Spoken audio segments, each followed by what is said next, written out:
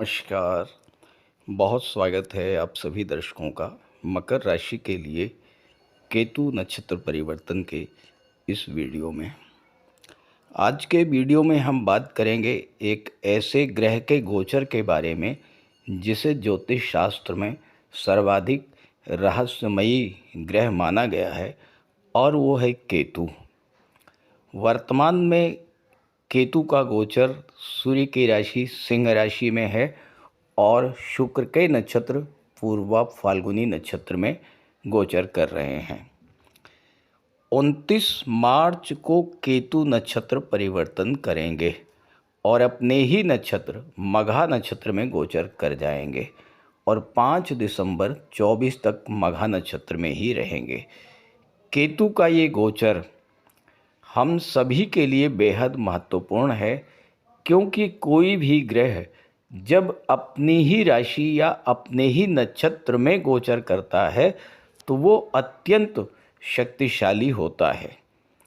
तो इस वीडियो में हम यही समझेंगे कि आपकी गोचर कुंडली के किस भाव में केतु का गोचर है और उसका क्या प्रभाव पड़ेगा। लेकिन उससे पहले मैं आपको ये बताऊंगा कि केतु क्या है, केतु किस तरह कार्य करते हैं और कैसे जानेंगे कि केतु आपकी कुंडली में अशुभ फल दे रहे हैं।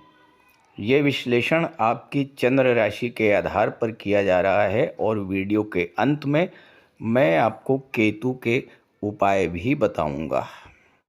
तो आइए समझते हैं केतु क्या है। सभी 9 ग्रहों में सर्वाधिक रहस्यमयी ग्रह हैं केतु। केतु का अर्थ होता है ऊंचाई या बुलंदी। केतु एक ऐसा ग्रह है जो अगर आपकी कुंडली में शुभ स्थिति में है तो आपको बुलंदी पर पहुंचाने की क्षमता रखता है। राहु के विपरीत फल देने वाले केतु को ज्योतिष शास्त्र में शुभ ग्रह माना गया है। कुंडली में राहु केतु न केवल आमने सामने होते हैं बल्कि इनके प्रभाव भी एक दूसरे के विपरीत होते हैं।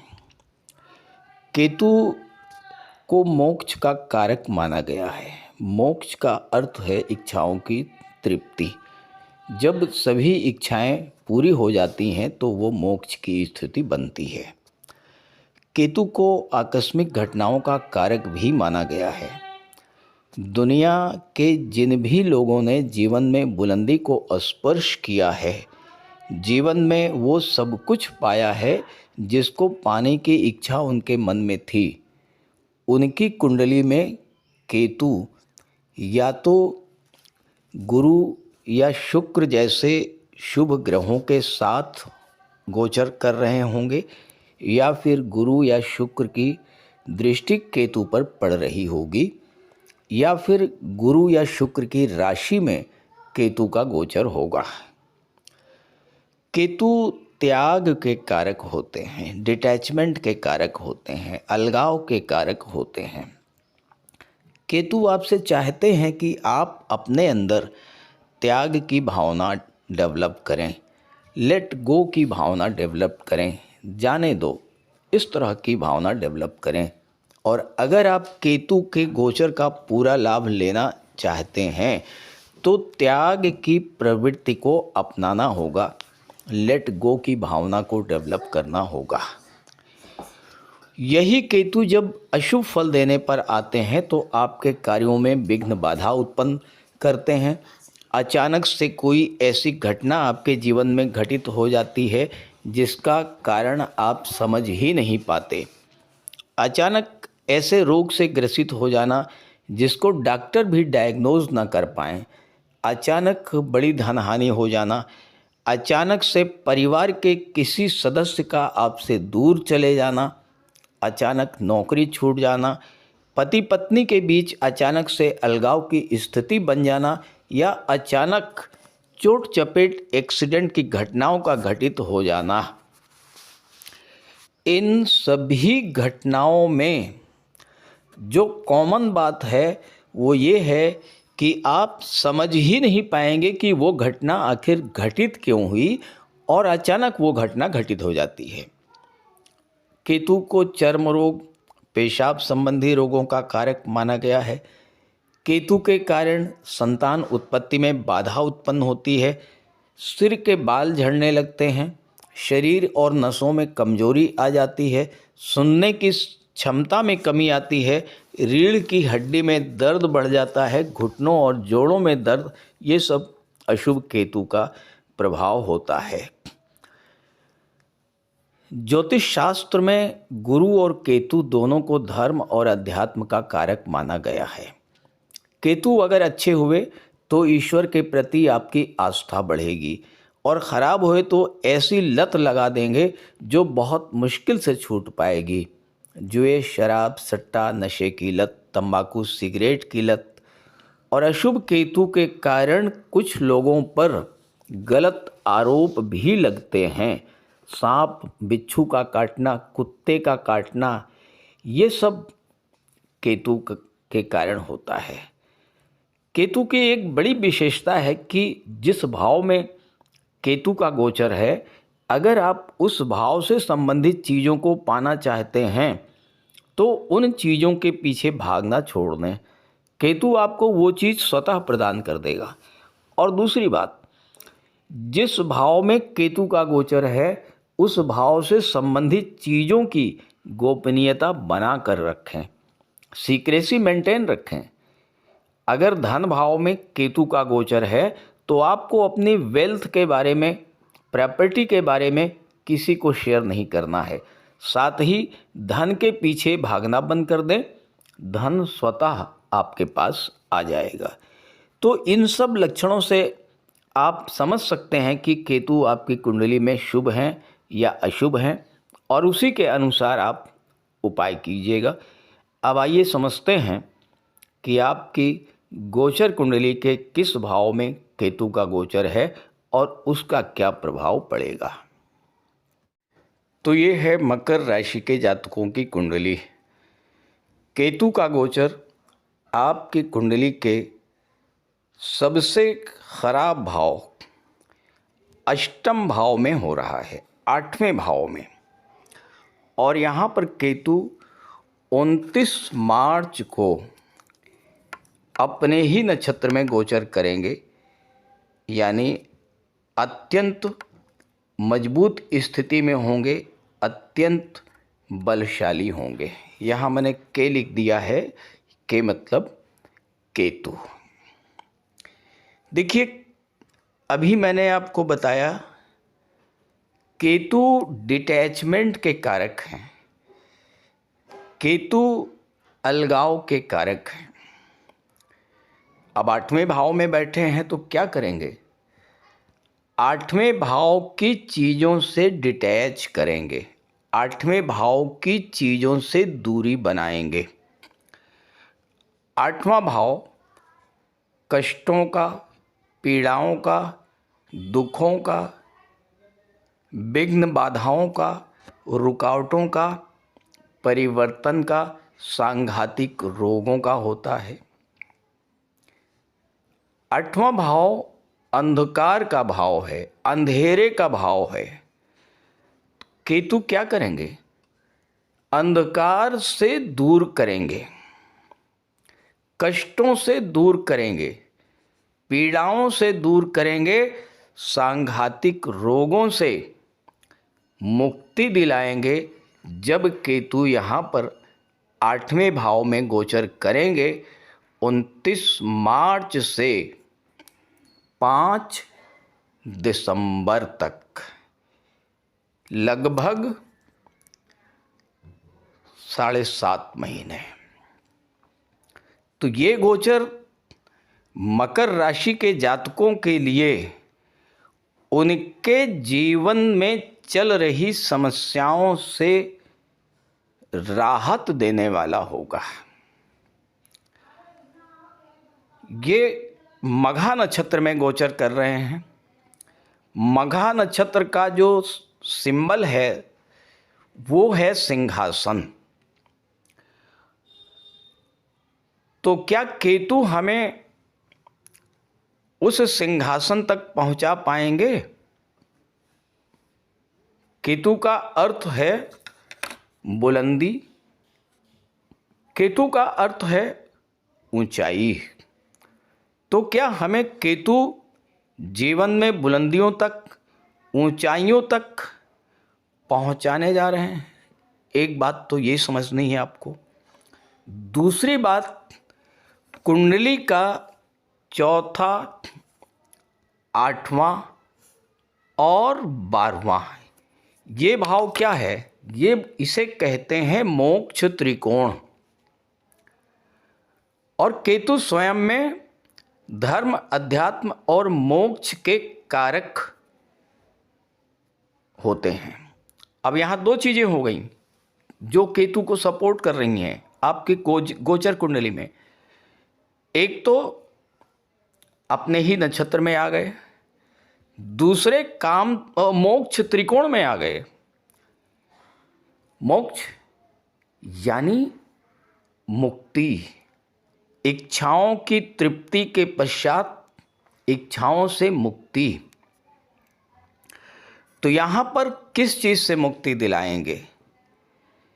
आपके जीवन में जो जो चीजें समस्या मूलक बनी हुई थीं, जिन जिन चीज़ों से, जिन कारणों से आपके जीवन में समस्या चल रही थी, उन सभी से मुक्ति दिलाने का कार्य यहाँ पर करेंगे केतु। कैसी समस्याएं? अब देखिए, अष्टम भाव क्या है? सेकंड हाउस से अष्टम का संबंध बन रहा है। प्रॉपर्टी से रिलेटेड कोई विवाद है, उससे आपको मुक्ति दिलाने का कार्य करेंगे राहु। 8वां भाव गुप्त धन का है। आपका कोई पैसा डूबा हुआ है, वो पैसा आपको मिलेगा, इस तरह का कार्य करेंगे केतु। किसी क्रोनिक डिजीज से आप परेशान चल रहे थे, उससे मुक्ति का अवसर प्राप्त होगा आपको। साथ ही साथ केतु बुलंदी और ऊंचाई के कारक तो हैं ही, केतु डीप नॉलेज के भी कारक माने जाते हैं। गुरु ज्ञान के कारक हैं, लेकिन केतु गहन ज्ञान के कारक हैं, डीप नॉलेज के कारक हैं। और 8वां भाव क्या है? 8वां भाव है रिसर्च का, ज्योतिष का, तंत्र मंत्र का, गुप्त रहस्यों का, गुप्त विद्याओं का। और केतु सर्वाधिक रहस्यमयी ग्रह हैं। तो इन क्षेत्रों से जो लोग जुड़े हुए हैं और मकर राशि के हैं, रिसर्च फील्ड, ज्योतिष, तंत्र मंत्र या गुप्त रहस्यों से जुड़ा हुआ कार्य, इन सब के लिए केतु का गोचर जबरदस्त लाभ देने वाला है। आप डीआरडीओ से जुड़े हुए हैं, रिसर्च फील्ड से जुड़े हैं, रक्षा अनुसंधान से जुड़े हैं, ये केतु आपको बुलंदियों पर पहुंचाने की क्षमता रखते हैं।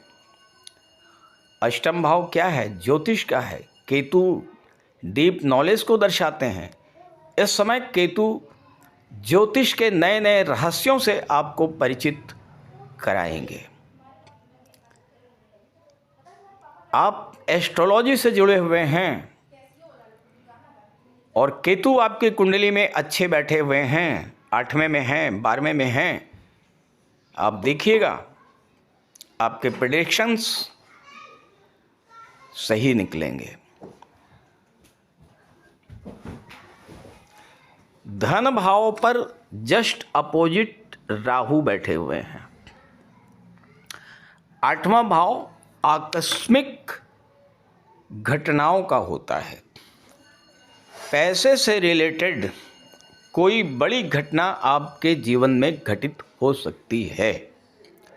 अचानक से धन लाभ हो सकता है, डूबा हुआ पैसा मिल सकता है, अचानक से कोई पैतृक संपत्ति प्राप्त हो सकती है। इंश्योरेंस के क्षेत्र से, मार्केटिंग के क्षेत्र से, डाटा एनालिसिस के क्षेत्र से, डाटा प्रोसेसिंग के क्षेत्र से, ऑडिट के क्षेत्र से, रिसर्च के क्षेत्र से आपको इस समय बहुत अच्छा धन लाभ होने का योग बन रहा है। अब केतु कैसे आप इनसे ज़्यादा से ज़्यादा लाभ ले पाएंगे? जैसा मैंने शुरू में बताया कि केतु जिस भाव में गोचर करते हैं उस भाव से संबंधित चीज़ों के प्रति भागना छोड़ दीजिए, वो चीज़ आपको मिल जाएगी। दूसरी बात, केतु हैं डीप नॉलेज, डीप रिसर्च के कारक। जिस फील्ड में आप हैं उस फील्ड में आपको डीप नॉलेज होनी चाहिए, डीप रिसर्च करनी पड़ेगी, तब आप केतु से पूरा पूरा लाभ ले पाएंगे।